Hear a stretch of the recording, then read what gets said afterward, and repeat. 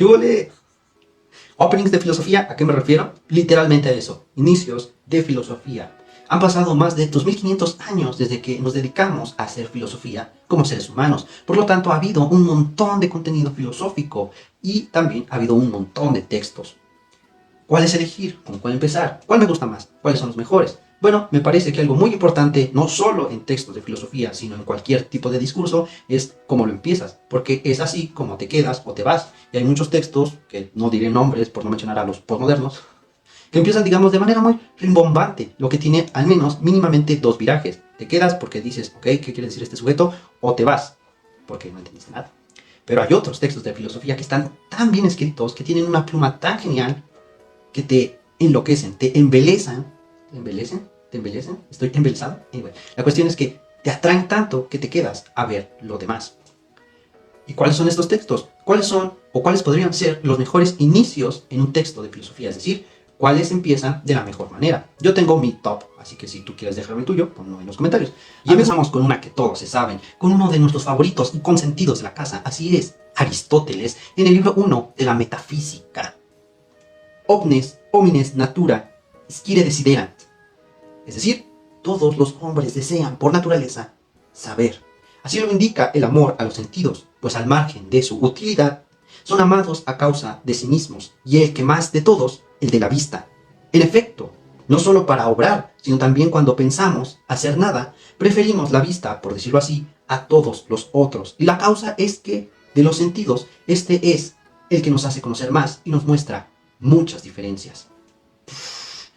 Todos los hombres desean, por naturaleza, saber. Ese es Aristóteles. Nos dice lo que las cosas son. Ay, es que los sentidos, es que no tenemos las capacidades epistemológicas para poder dar cuenta del ser, por lo tanto debe de haber uno. ¡Cállate! Todos los hombres desean por naturaleza saber. Sabemos por los sentidos, y el que mayor cantidad y más valiosa información nos brinda es la vista. Así que, arrivederci, malditos escépticos. O sea, yo creo que eso diría Aristóteles, ¿no? O sea, está genial. Todos los hombres desean por naturaleza saber. Es una palabra que me tatuaría si no me dolieran las agujas y todo eso. En segundo lugar, y bueno, podríamos estar todo el día hablando sobre esa tesis, que es genial, pero estamos en un top, así que vamos al segundo lugar. Y en segundo lugar encontramos, de manera cronológica, a uno que nos gusta mucho también, Epicuro, con Carta a Meneceo. Que nadie, por joven, tarde en filosofar, ni por viejo, de filosofar se canse, pues para nadie es demasiado pronto, ni demasiado tarde, en lo que atañe a la salud del alma. El que dice que aún no ha llegado la hora de filosofar, o que ya pasó, es semejante al que dice que la hora de la felicidad no viene, o que ya no está presente. De modo que han de filosofar tanto el joven como el viejo, uno para que envejeciendo se rejuvenezca en bienes por la gratitud de los acontecidos, el otro para que, joven, sea al mismo tiempo anciano por la ausencia de temor ante lo venidero. Es preciso, pues, meditar en las cosas que producen la felicidad, puesto que presente ésta lo tenemos todo, y ausente todo lo hacemos para tenerla. O sea, la Carta a Meneceo es uno de los textos que yo recomiendo ampliamente si quieres empezar en filosofía. Está escrito súper ultra mega genial, es claro, no necesitas, es que no lo entiendo porque tiene aquí palabrejas filosóficas que jamás había escuchado. No, es claro en su discurso, está muy bien escrito y tiene algo que que puede ser a veces un poco trillado, porque se va por ciertos caminos que después intentas leer a otro tipo de pensadores y dices, pensé que era más fácil. Bueno, no tanto, pero sirve si solo quieres como empaparte un poco. Además, no olvida algo propio del periodo helenístico, la felicidad o el vivir bien, que podemos encontrar ya desde Aristóteles, Platón y Sócrates, en época de Platón, pero ellos lo toman como un objetivo primordial, como podemos ver en la forma en la que en ese periodo se daba cuenta del pensamiento de escuelas, filósofos, etcétera, etcétera, etcétera. Ahí nos podemos poner quisquillosos y sí, por ejemplo, el estoicismo es una escuela, una corriente del pensamiento filosófico, una secta, que en ese tiempo les encanta la palabra secta. Ellos usaban la palabra secta antes de que la palabra secta fuera mainstream, pero bueno, ese es otro tema. A mí me gusta mucho esta palabra porque no olvida esa necesidad de la filosofía, esa necesidad práctica. Tan así que en la Carta a Meneceo se tratan cuestiones como la muerte, el miedo a los dioses, y bueno, con esas dos es más que suficiente. Si tú le tienes miedo a la muerte, Epicuro te dice, ¿por qué le tienes miedo a la muerte si es una quimera? ¿Le tienes miedo a las quimeras? ¡Oh, man, qué tonto! No lo dice así, pero Más o menos, es un argumento típico de la filosofía epicúrea y me parece que es fácilmente entendible, se desprende con naturalidad lógica y te puede servir a consolar el alma, que como él dice, lo más importante y primordial es la salud del alma. Así que, dejándonos de cursilerías, vamos, o más bien aumentándolas, vamos al número 3, Plotino. Plotino tiene sus pros y contras. Es difícil porque es un poco complicado de leer, así que si quieres saber de Plotino, yo recomendaría nada más en este caso específico que empezaras con un autor que escribe sobre Plotino, ¿sabes? Con un especialista en Plotino. Yo creo que te ayuda más que empezar a leer sus Eneadas, son complicadas. Pero si también tú quieres empaparte del conocimiento de toda la historia, desde Sócrates hasta él, sin tener que pasar por ellos, en primer lugar te puedo recomendar Plotino, porque él es de aquellos, de estos, que piensan que todo el pensamiento filosófico occidental es solo una nota al pie de la gran obra magna de Platón. De hecho, él se consideraba solo como la colita final del pensamiento platónico. Y lo que quería hacer era dar cuenta de ese pensamiento, enmarcarlo y explicarlo de mejor manera, conciliando el pensamiento de su tiempo. Pero lo que hizo fue una reenarbolación de su pensamiento, añadiendo muchas posturas, creencias, postulados, ideas, de todas las corrientes de su tiempo y pasados, como el estoicismo, el estoicismo, el escepticismo, el ismo, todos los que terminan en ismo. Aristóteles, Platón y todos los pensadores de su tiempo. Así que es una gran opción. Además de que le puso ese matiz místico que lo hace muy propio de Plotino. Además de que es la base de justificación del pensamiento cristiano. Entonces, si pues tú eres cristiano o católico y quieres saber más sobre tu religión, Plotino ampliamente recomendado. ¿Y qué dice? Ya te lo vendí muy bien. ¿Qué es lo que dice? Así suena la canción de Plotino. ¿Qué es, por cierto, lo que ha hecho que las almas se hayan olvidado de su Dios, su Padre, y que, siendo porciones de ella y enteramente de aquel, se desconozcan a sí mismas y desconozcan a aquel? Para las almas, el principio de su mal es la osadía y la generación y la alteridad primera y el querer, en fin, ser de sí mismas, gozosas de su albedrío. Una vez que hicieron su aparición y ejercitadas en moverse mucho por su cuenta, corriendo en dirección contraria y alejándose muchísimo, se olvidaron de que también ellas provienen de allá. Como los niños que arrancados recién nacidos del regazo de sus padres y criados lejos por largo tiempo, se desconocen a sí mismos y desconocen a sus padres. Wow. Esta me gusta mucho por dos motivos. Primero, el que mencioné anteriormente. O sea, esto es, no te alejes del camino de Dios. El que está perdido es porque se alejó del camino de Dios. O sea, suena mucho eso. Y al final, pues repito, es una justificación. Pero una justificación ontológica. Se utiliza la filosofía para poder explicar una creencia, bueno, que podríamos poner en el cuadro de la fe. Eso por un lado. Y en segundo lugar, porque está escrita muy genial. Y en tercer lugar, hay un texto de Eric Fromm. Y me parece que todo ese texto, más ética y psicoanálisis, esos dos textos primordiales de Eric Fromm, o sea, si tú quieres un resumen, quieres hacer un abstract, quieres decir, oye, ¿ya leíste ética y psicoanálisis? ¿Y qué es el amor de Eric Fromm? Claro, ¿me puedes hacer una síntesis? Te la acabo de leer. Es decir, nos habla no solo de, o sea, evidentemente, subrayese, no se olvide. Este primer principio es de las Eneadas número 5. Y el primordial objetivo que tiene es dar cuenta ontológicamente del ser. Ontológica y metafísicamente, ahí nos ponemos en... Pero bueno, es una cuestión, es decir, lo que le preocupa es explicar qué es Dios, por ejemplo, ¿no? Y cuáles son sus atributos y características, etcétera, de dónde provienen, cómo es que hay, cómo es que el Dios es uno, pero hay un montón de cosas. Él pone sobre la mesa la cuestión de la Trinidad, por ejemplo, pero ese no es el punto ahora. Su cuestión es ontológica. Sin embargo, lo que yo quiero subrayar es primordialmente la cuestión de la individualidad. Es decir, cómo, si nosotros provenimos de alguien, que son nuestros padres, cómo es que nos hacemos tan diferentes de ellos. Si es que nos hacemos tan diferentes de ellos. Y aquí lo dice, por osadía, por querer ejercitar nuestro libre albedrío, por hacernos individuales. Y eso, si tú lo pones esta explicación en el marco de la psicología, del yo y de cómo se configura, tiene mucho sentido. Y repito, si quieres un abstract de lo que viene en esos dos libros, es esta la solución. ¿Cómo lo sé? Porque en ese momento estaba escribiendo un texto sobre... Bueno, no estaba escribiendo un texto, suena muy succionador. Nada, estaba haciendo un breve ensayo. Entonces cuando leí esto dije, aquí está mi resumen. Así que, hey, de nada. Vamos con la cuarta canción. Y esta es una que, continuando en el viraje cristiano, mano, una que nos gusta y nos encanta a todos. De el más grande. Bueno, no el más grande, pero uno de los más grandes. No, sí, creo que puede. No quiero que me maten, pero uno... Bueno, a mí me gusta más cómo escribe que Santo Tomás de Aquino, pero me parece que Santo Tomás de Aquino, el Aquinate, el doctor angélico, justifica de mejor manera o te da mayores argumentos para poder debatir la fe cristiana, pero San Agustín creo que escribe mejor. Y así lo atestigua el inicio de Trinitate. ¿Qué dice en de Trinitate? En que se prueba, es que, mire cómo lo dice. En que se prueba, así empieza de Trinitate, capítulo 1. En que se prueba al tenor de las escrituras sagradas la unidad e igualdad de la Trinidad soberana y se resuelven ciertas dificultades contra la igualdad del Hijo. Capítulo 1. Escribe contra aquellos que, abusando de la razón, calumnian la doctrina de la Trinidad. El error de los que polemizan acerca de dioses proviene de una triple causa.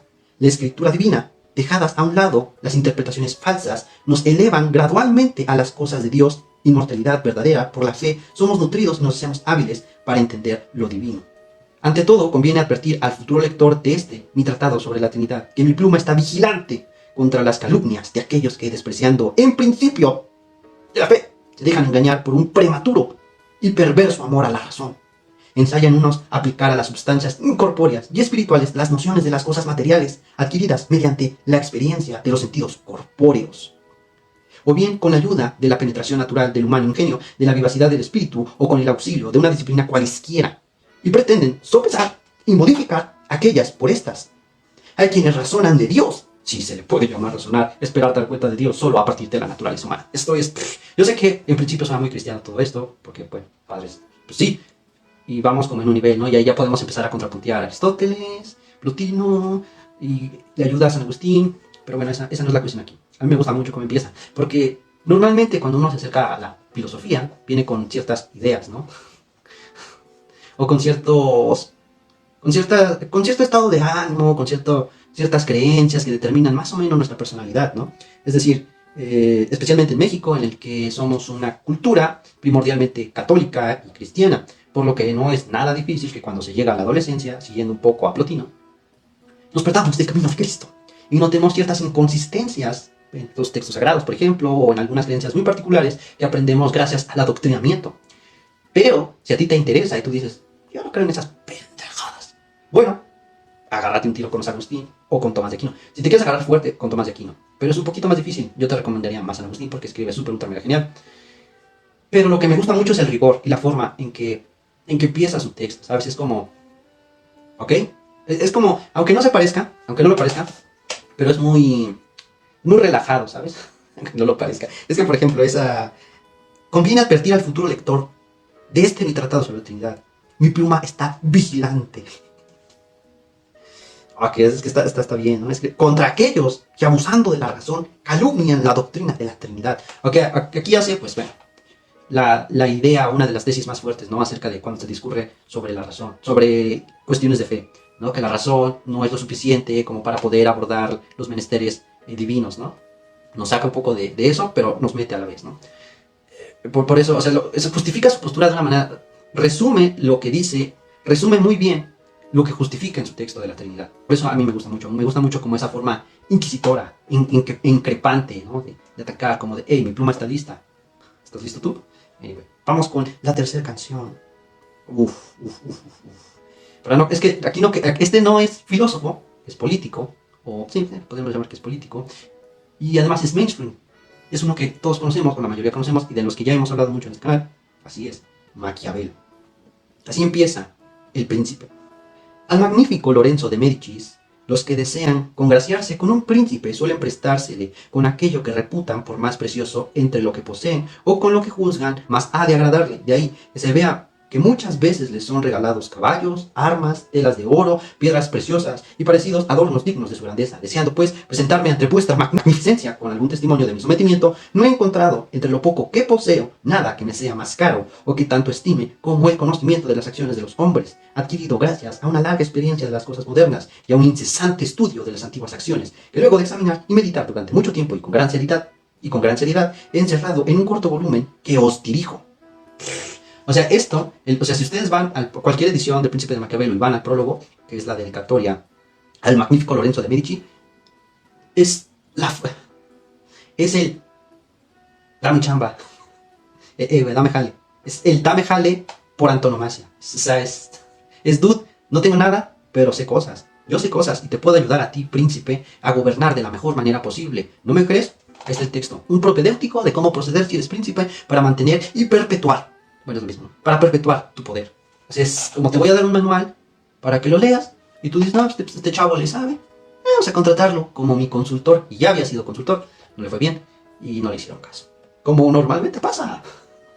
Pero me gusta mucho cómo lo escribe, ¿sabes? Como con humildad. Me parece que ya desde ahí te va anunciando cómo es este proceder politicoso que nosotros ahora normalmente nos parece muy simple. La pleitesía, el estar con respeto y todo eso. Que al final, evidentemente, no es ningún estúpido Maquiavelo. No le dio. Y es que eso es un argumento ahí que también le podemos reprochar a George Orwell con el texto de la granja. Es, hey, dude, no le digas tanto, no les digas tanto.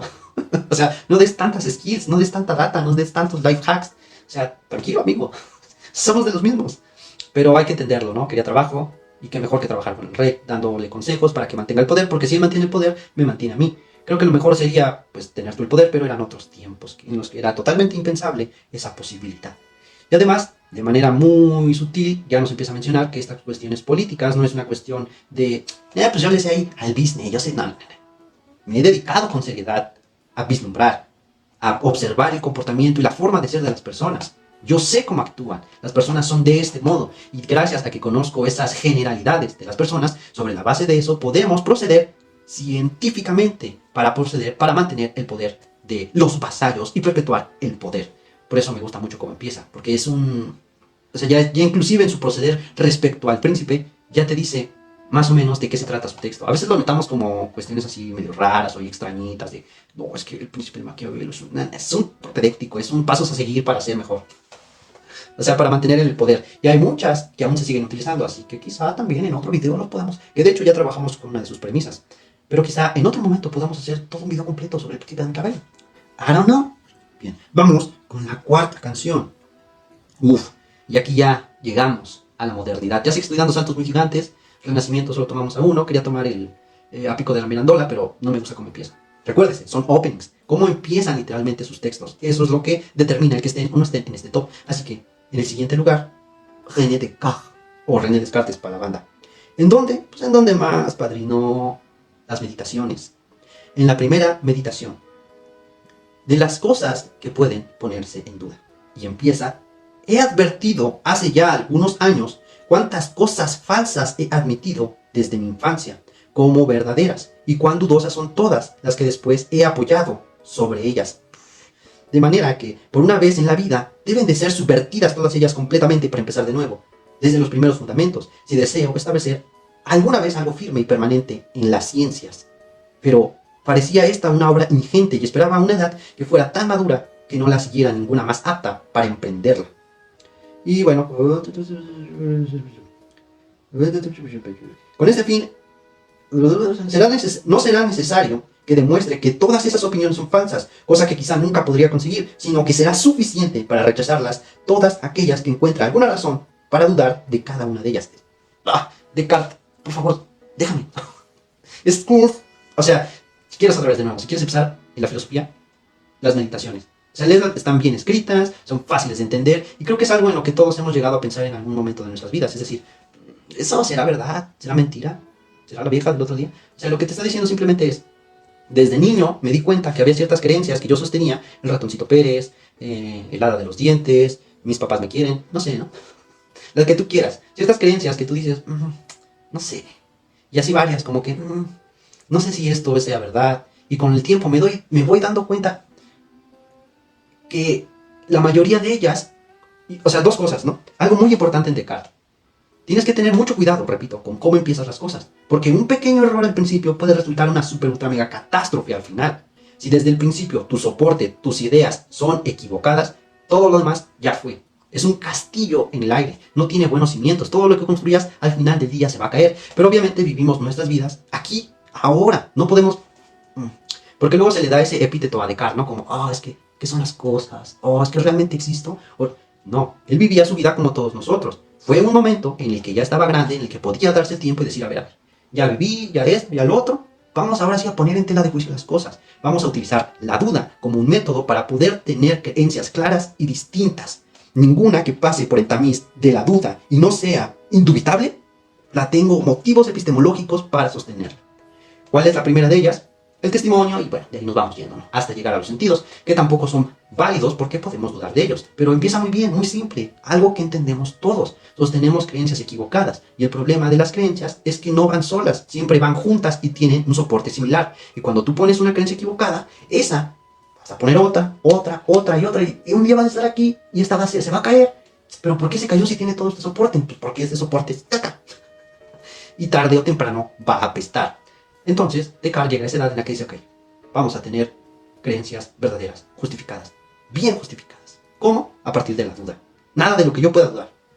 Ideas claras y distintas. Que es una... que bueno, no terminó bien, alerta de spoiler. Terminó mal, en un solipsismo radical. La pinche silla. No terminó bien, pero es una exhortación genial que no debemos olvidar.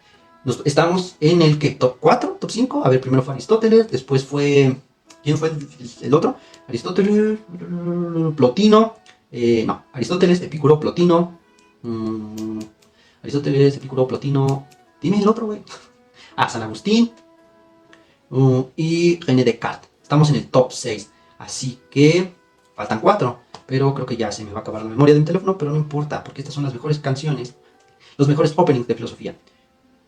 Bueno, terminaremos el top en el siguiente video. Gracias por verme. Yo sé que a veces puede ser un poco engorroso con la filosofía.